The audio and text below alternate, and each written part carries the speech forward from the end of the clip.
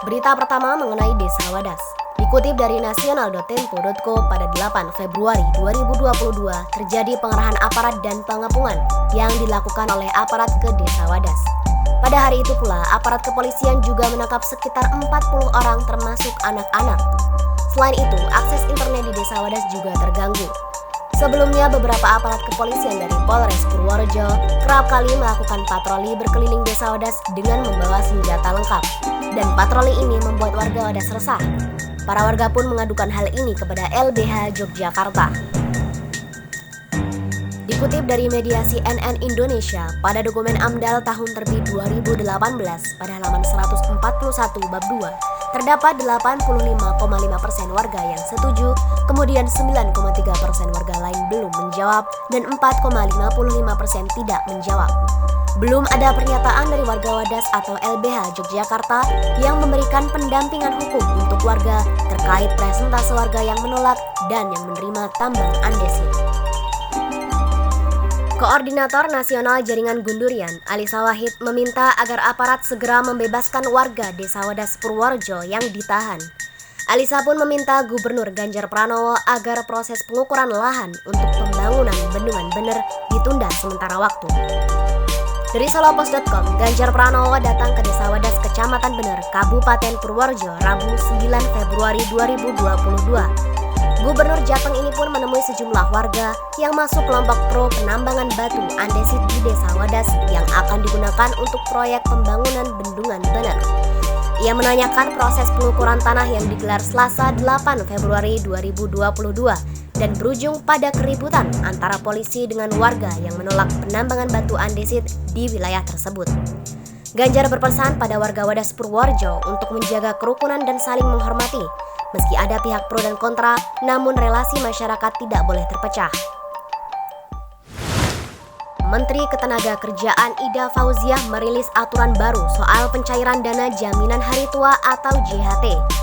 Dalam kebijakan ini, dana JHT baru dapat dicairkan saat peserta menginjak usia 56 tahun. Ketentuan ini tertuang dalam Peraturan Menteri Ketenagakerjaan atau Permenaker Nomor 2 Tahun 2022 tentang tata cara dan persyaratan pembayaran manfaat jaminan hari tua. Terbitnya peraturan tersebut membuat para kalangan pekerja dan masyarakat merasa dirugikan dikarenakan lamanya waktu untuk mengambil jaminan hari tua. Konfederasi Serikat Pekerja Indonesia atau KSPI mengecam keputusan Menteri Ketenagakerjaan. Ketua DPR RI Puan Maharani meminta pemerintah meninjau ulang peraturan Menteri Tenaga Kerja sebab Puan melihat muncul banyak penolakan atas Permenakar tersebut. Ia menegaskan kebijakan itu sesuai peruntukan JHT, namun tidak sensitif dengan kondisi masyarakat. Menurut Ida, peserta program JHT tetap bisa mendapat haknya sebagian dengan syarat tertentu. Salah satunya peserta harus berstatus sudah menjadi peserta jaminan sosial minimal 10 tahun. Kemudian nilai JHT yang bisa diklaim yaitu 30% untuk perumahan atau 10% untuk keperluan lainnya. Ida menjelaskan jika klaim sebagian JHT dilakukan sebelum masa pensiun, maka sisa dana baru bisa diambil ketika peserta memasuki usia 56 tahun. JHT juga bisa dicairkan apabila peserta meninggal dunia atau mengalami cacat total tetap. Direktur Utama BPJS Ketenagakerjaan Anggoro Eko Cahyo mengatakan dana program jaminan hari tua berkembang dengan baik dan tidak terganggu dengan pembayaran klaim. Anggoro pun mengatakan dalam pengelolaan dana JHT, BPJS Ketenagakerjaan melakukannya secara hati-hati dan menempatkan pada instrumen investasi yang terukur. Dengan demikian, pengembangan dana bisa optimal. Dari liputan6.com, Menteri Agama Yakut Holil Qomas menerbitkan edaran yang mengatur penggunaan pengeras suara di masjid dan mushola. Aturan ini tertuang dalam Surat Edaran Menteri Agama Nomor 05 Tahun 2022 tentang pedoman penggunaan pengeras suara di masjid dan mushola. Yakut memahami bahwa penggunaan pengeras suara di masjid dan mushola merupakan kebutuhan bagi umat Islam sebagai salah satu media syiar Islam di tengah masyarakat. Pada saat yang bersamaan, masyarakat Indonesia juga beragam, baik agama, keyakinan maupun latar belakang. Dikutip dari republika.co.id, Majelis Ulama Indonesia mengapresiasi terbitnya Surat Edaran Menteri Agama Nomor 5 Tahun 2022 mengenai pedoman penggunaan pengeras suara di masjid dan mushola.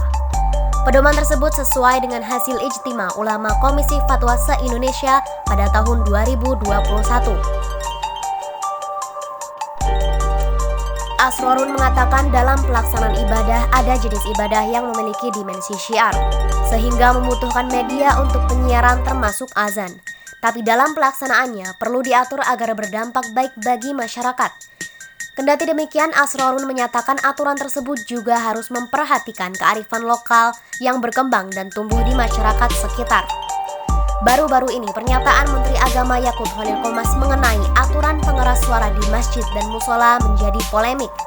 Yakut membuat analogi soal gonggongan anjing di tengah-tengah penjelasannya saat ditanya tentang aturan azan. Dengan komentar tersebut membuat para warganet geram dan membuat tagar tangkap Yakut.